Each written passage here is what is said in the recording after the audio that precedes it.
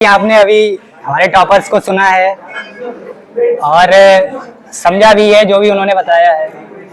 अब हमारी बारी आ गई है। मतलब कहते हैं कि वो क्या सफल होगा जो निर्भर है गैरों पर, वो क्या सफल होगा जो निर्भर है गैरों पर, और मंजिल तो उनको मिलती है जो चलता है अपने पैरों पर।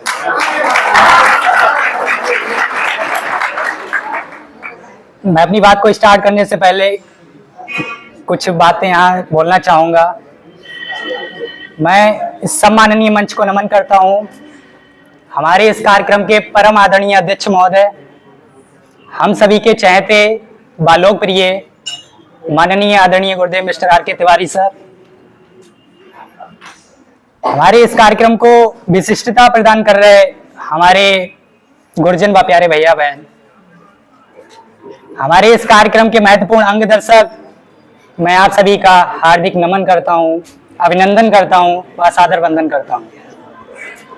बात को शुरू करने से पहले चार पंक्तियां पढ़ता हूं और आपका ध्यान केंद्रित करना चाहता हूं कि दिल के खूबसूरत हो आप, कि दिल के खूबसूरत हो आप, मन से सच्चे मूरत हो आप, और तारीफ करूं क्या आपकी, हमारे टीसीसी विजय उत्सव की सूरत हो आप।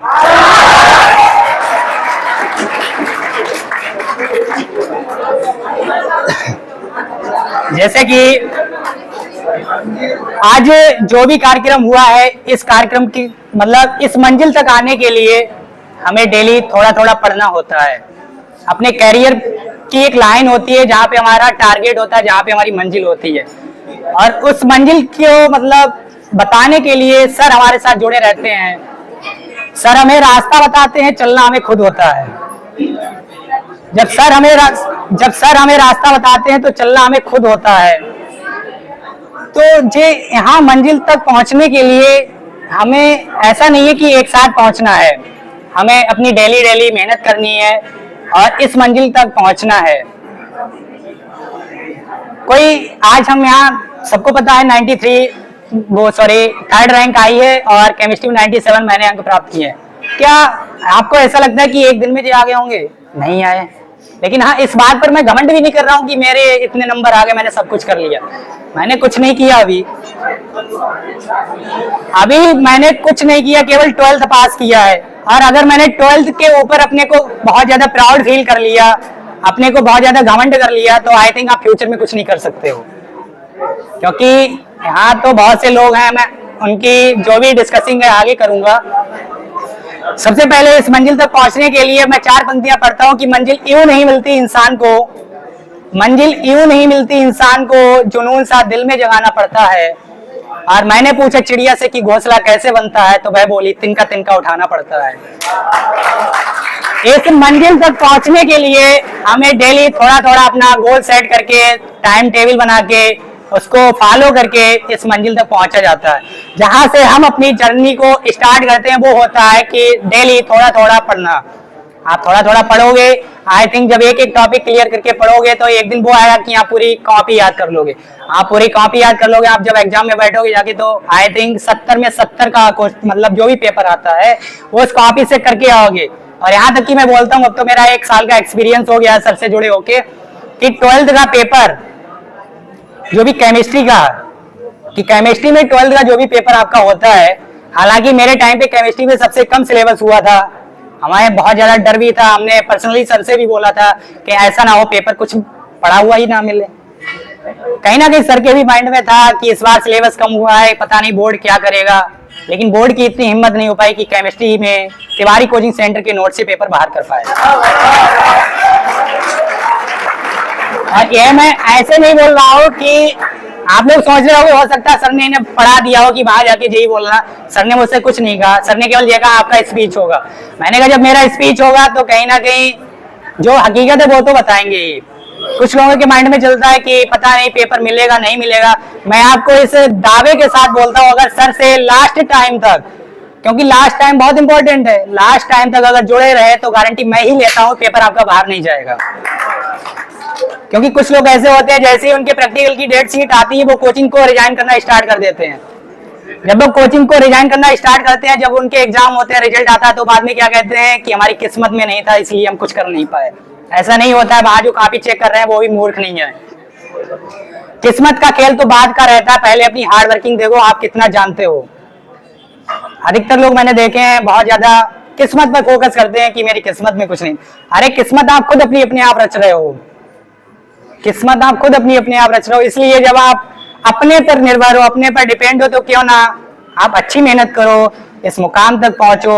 और ये तो एक कोचिंग का ही नाम है, जब आप बाहर निकलोगे तो आप बहुत ज्यादा एटमॉस्फेयर में पहुंचोगे, सोसाइटी में पहुंचोगे, आप बहुत सी चीजें बाहर सीखोगे जाके। लेकिन बाहर भी निकलने के लिए हमें थोड़ी मेहनत करनी होती है, कोई इंसान ऐसे बाहर डायरेक्टली नहीं पहुंच जाता है।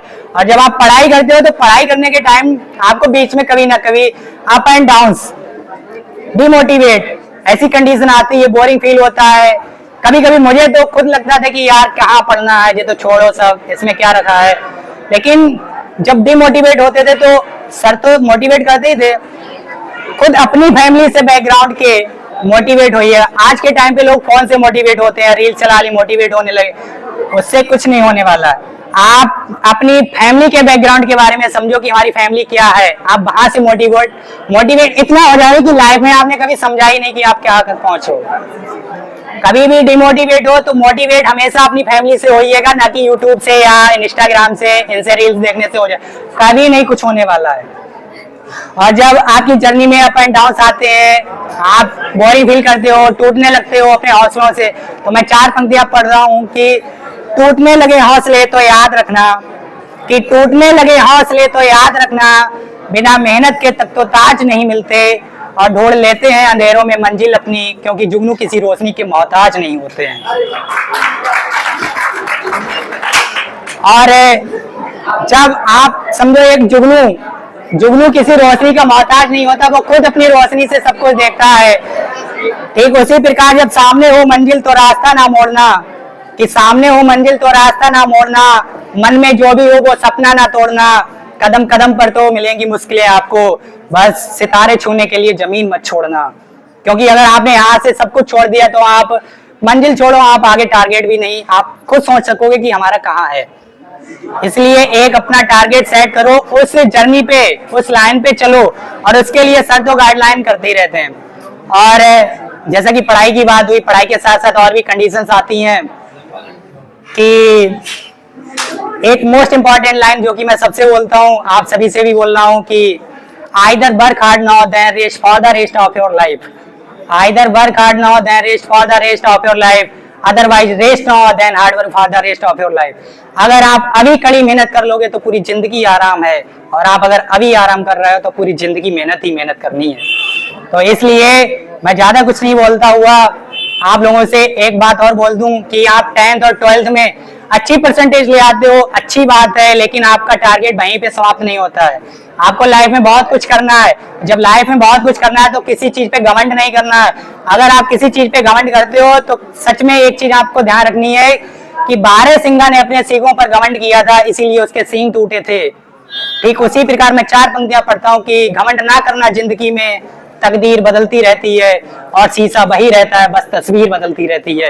इसलिए कभी घमंड ना करना जिंदगी में। और यहाँ से जाते जाते जो इस मुकाम तक पहुंचे हैं एक गुरु की देन है। तो मैं एक अकेले यहाँ तिवारी सर ही हैं, और भी टीचर्स हैं, उन सबके सपोर्ट से आज इस मुकाम तक पहुंचे। हालांकि वो टीचर्स यहाँ प्रेजेंट नहीं है, पर कहीं ना कहीं मेरे दिल और दिमाग दोनों में उपस्थित है।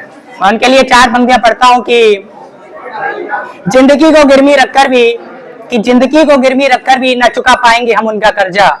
गुरु के लिए 4 पंक्तियां पढ़ता हूँ कि जिंदगी को गिरवी रखकर भी न चुका पाएंगे हम उनका कर्जा। माँ ही नहीं भगवान के बराबर, गुरु का भी है उतना ही महान दर्जा। यहाँ तक कि भगवान को भी भगवान बनने के लिए, यहाँ तक कि भगवान को भी भगवान बनने के लिए गुरु का ही ज्ञान काम आया था। यहाँ तो केवल माँ ने उंगली पकड़कर कहा था चलो, पर चलना कहा हमारे गुरुओं ने ही सिखाया था। तो मैं ऐसी सभी चीजों के साथ साथ मैं आप लोगों के जितने भी यहाँ जूनियर्स हैं सभी के फ्यूचर करियर को लेकर बहुत बहुत शुभकामनाएं देता हूँ, और उनकी शुभकामनाओं के लिए भी 4 पंक्तियां पढ़ देता हूँ और अपनी बात को समाप्त करता हूँ कि दुआ है कामयाबी के हर शिखर पर आपका नाम हो, कि दुआ है कामयाबी के हर शिखर पर आपका नाम हो, कि दुआ है कामयाबी के हर शिखर पर आपका नाम हो, आपके हर कदम पर दुनिया का सलाम हो, और जिंदगी की हर परीक्षा में सफल होना है। जिंदगी की हर परीक्षा में आपको सफल होना है और ऐसी ऐसी सभी शुभकामनाएं मेरी हमेशा आपके साथ हों। यहीं के साथ मैं अपनी वाणी को विराम देता हूं और थैंक यू।